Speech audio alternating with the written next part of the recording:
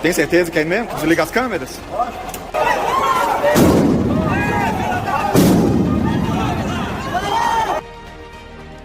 Imagens e sons da extrema-direita no Brasil. É disso que trata este ensaio audiovisual científico.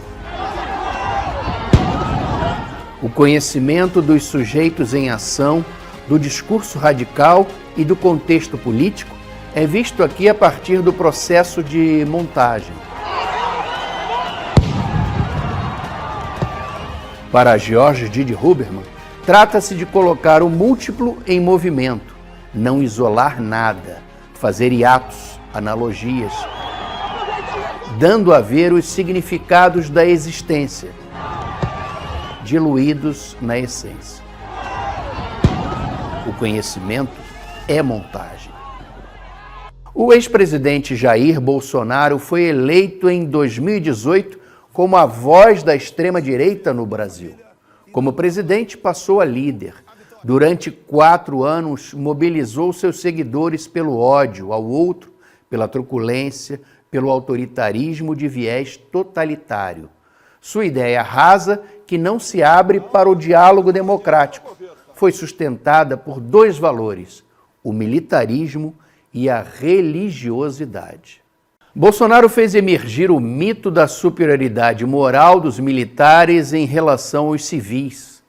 Nomeou centenas de militares para cargos de natureza civil e chamava as Forças Armadas de meu exército, uma ameaça constante à democracia. Outro valor acionado foi a religiosidade. Bolsonaro se apresenta como um enviado de Deus, uma força divina.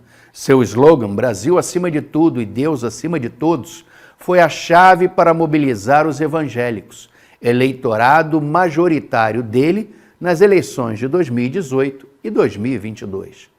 Mas como um amante da ditadura, da tortura, senhor das armas, foi acolhido pelos fiéis a Deus? Norberto Bobbio, Nicola Mattiusi e Gianfranco Pasquino apontam a atração da religiosidade pelo militarismo.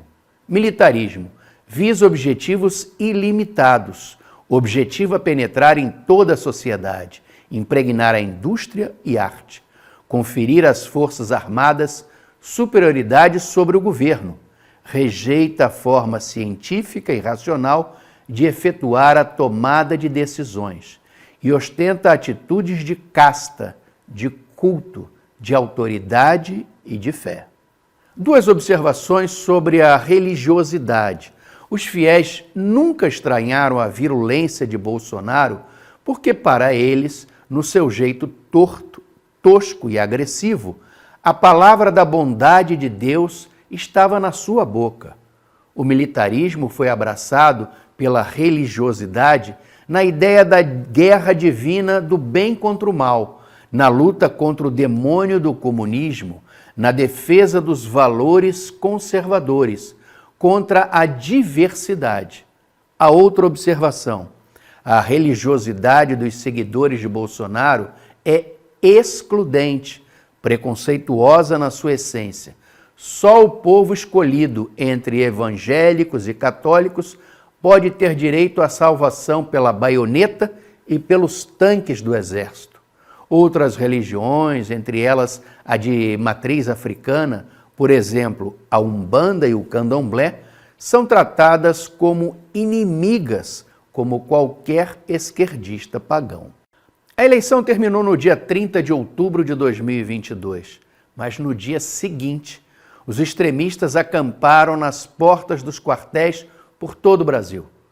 Forças Armadas, salvem o Brasil! Forças Armadas, salvem o Brasil! Forças Armadas, salvem o Brasil! Os comandantes do Exército permitiram a ocupação imoral e ilegal, uma leniência criminosa, sem que nenhum general tenha sido, até agora, responsabilizado na justiça. Durante todo este tempo, esses fiéis bolsonaristas deram um show performático de fusão dos valores do militarismo e da religiosidade. Um estranho ritual. Rezavam, lamentavam nos muros dos quartéis, marchavam fardados com a camisa da Seleção Brasileira de Futebol e pediam a volta da ditadura militar no Brasil. Salve as nossas almas. Estão pedindo aos senhores. Salve as nossas almas, generais 4 estrelas. Militares, salvem as nossas almas. Era o apelo mítico da fusão dos valores acionados nesta pregação do culto político da extrema-direita brasileira.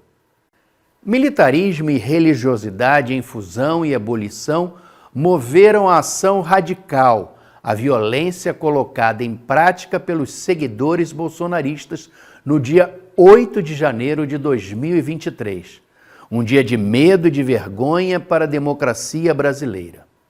As imagens de destruição em Brasília representaram o real de uma tentativa de golpe contra a democracia. Pelo grau de violência e de fúria dos manifestantes, pode ser medida a influência do discurso de viés totalitário antidemocrático de Bolsonaro ao longo do tempo. A imagem de um extremista defecando dentro do Supremo Tribunal Federal compõe a cena emblemática do grotesco da barbárie antidemocrática. A responsabilidade do ex-presidente Jair Bolsonaro está ligada diretamente ao seu papel de mentor da extrema-direita. Ele agiu nos 4 anos de governo na comunicação direta com os seus seguidores, sendo um guia do extremismo. A partir de hoje, uma nova história começa a ser escrita aqui no Brasil. O líder que estimulou, criou e orientou ideias e ações golpistas. As orações e súplicas pela volta da ditadura militar na porta dos quartéis geraram cenas insólitas do mito da superioridade moral dos militares em relação aos civis.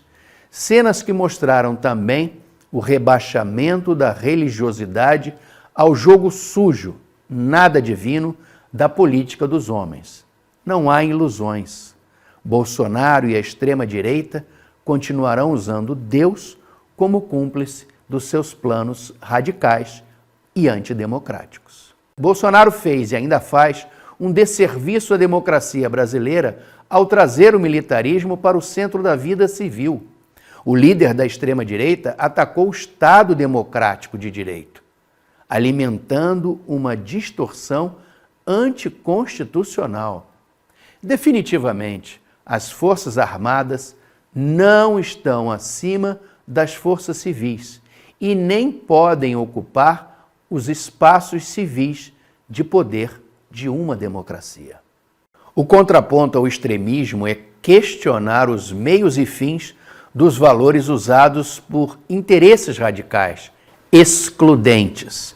E a defesa dos valores democráticos deve saber lidar com o necessário conflito de ideias, que fortalece uma democracia, o que é bem diferente de tolerar a intolerância manifesta daqueles que usam a violência, o rebaixamento da religião e o ódio para pregar e agir pela volta da ditadura militar no Brasil.